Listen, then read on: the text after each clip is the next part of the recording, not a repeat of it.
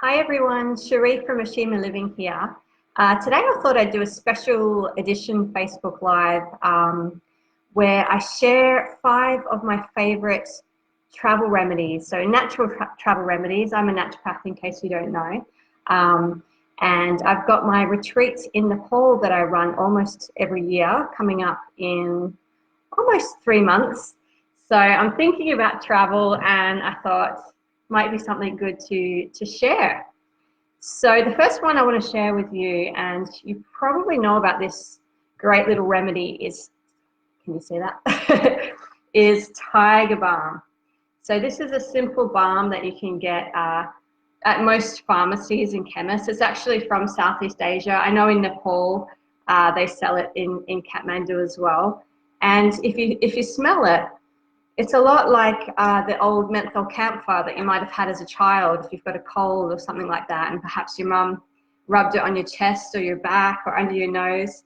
So it's an aromatic balm that basically you can use for a couple of things. So it's really good for, as I mentioned, if you do have any like congestion or a blocked, stuffy nose, you can just rub it on your chest, rub it under your nose. You might want to just put a tiny bit on the inside of your hand, give it a rub, and just inhale. And that's a really great remedy for not just blocked sinuses, but also headaches. So you can also rub it on your temples or your forehead as well.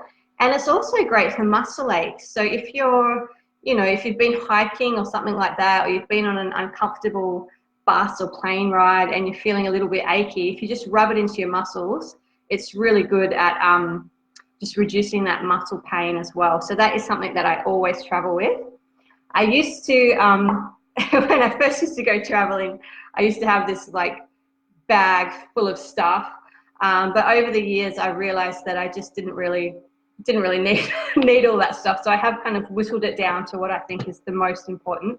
And by the way, I tend to, I run my retreats in Nepal, traveled a lot in India and Southeast Asia. So, I'm kind of thinking of those countries that you've got to be careful with the water, or, there's a high risk of infection or that kind of thing. So that's, where my mind is when I'm thinking travel remedies. So the other one that I always take with me is tea tree oil.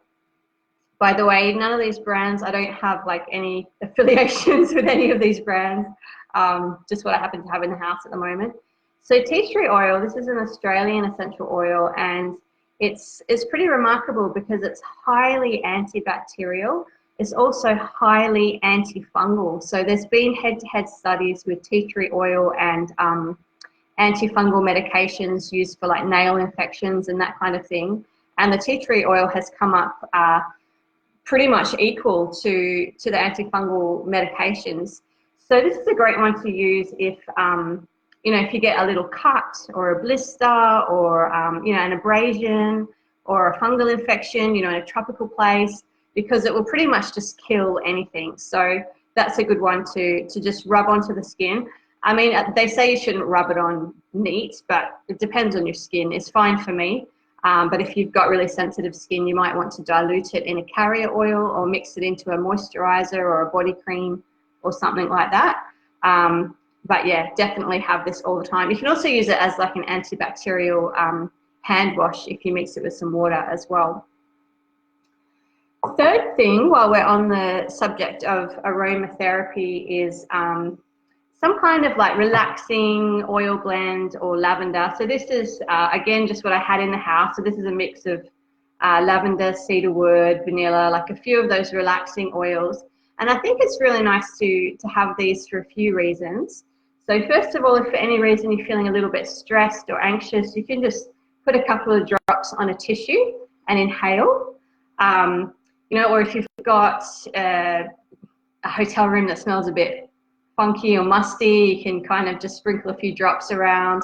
And also they're really good for sleep. So you might want to put a drop or two on your pillow, or again before bed, just inhale on a tissue, and it will just help to really relax you and soothe your nerves. I must say I've also used it on a tissue when I've been to some public toilets in India and just wanted to have a nice smell. Fourthly, the other thing that I would recommend, and again, it really doesn't matter on the brand, but some kind of immune formula. So this one is called Armor Force, and it's just a mixture of echinacea, a herb called andrographis, olive leaf, a few of those immune boosting herbs. And I think this is something that's often overlooked when people go traveling, is taking something for the immune system. And I recommend taking it, start taking it a couple of weeks before you go away, and then through your trip. Because even if you're going on a relaxing holiday, things like different time zones, air travel, different food, different climate, you know, all of these things can take a toll on your immune system. And the last thing you want when you go away is getting sick. And unfortunately for some people, especially if you're someone that really pushes yourself, you know, you can get away on your first day of holiday and end up sick. I know it happens to my sister all the time. So the last thing, and this is my number one travel remedy. Unfortunately, I realized I don't have the bottle here because my sister came back from India a few months ago, pretty much with dysentery, so I gave it to her. But I actually get the same brand as this, so just ignore that. It's called SB Fluoractive, but you can get it in other brands. And the active ingredient is a type of yeast. And I'll write it in the notes when I finish because it's a bit hard to spell and pronounce. But the yeast is called Saccharomyces boulardii. And this is my ultimate remedy for like traveler's sickness, deli belly, food poisoning, things like that. Because what the yeast does is it pretty much stops any pathogenic bacteria or parasites from being able to colonize in the gut. It just kind of flushes it out, basically.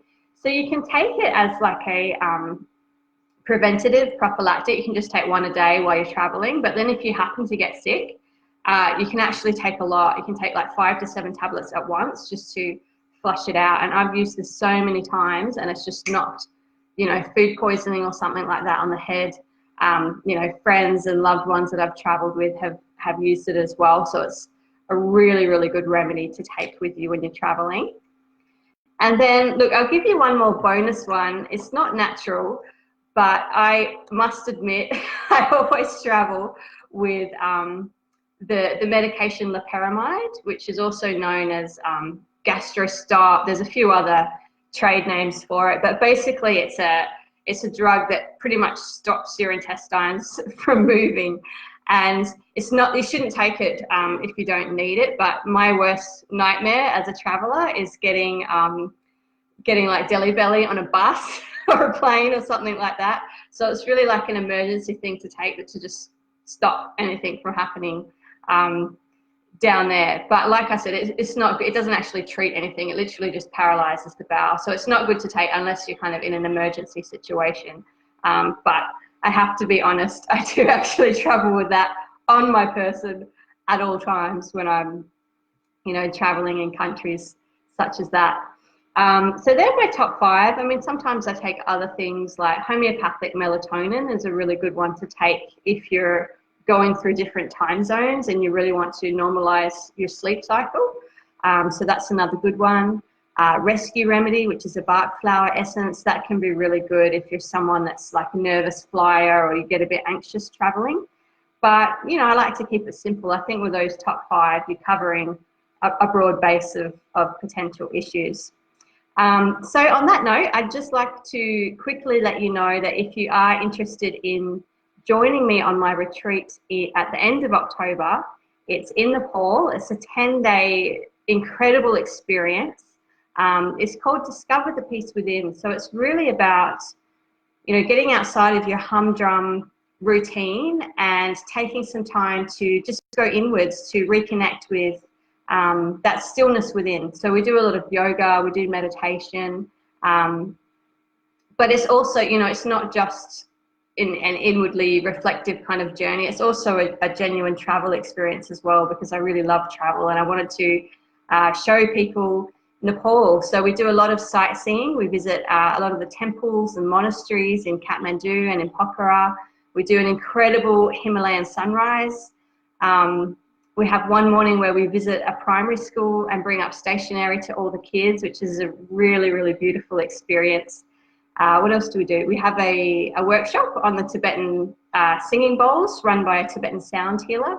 So it's just a fantastic experience, you know, a mixture of this self-care, yoga, meditation, but also with this really inspiring adventure as well. So there's still a few places left on that. I do have it as an event on my Facebook page if you want to have a look at that. Otherwise, you can go to Ashima Living /retreats and you'll see it there. But when I finish the video, I will link to it here as well. Oh, I can just, hi Jazz. Sorry, just saw you there. So yeah, okay, I hope you enjoyed that and you find it really useful. If you want to share what your favorite travel remedies are in the comments, then let me know. I'd love to see what you love to take on vacation. All right, take care.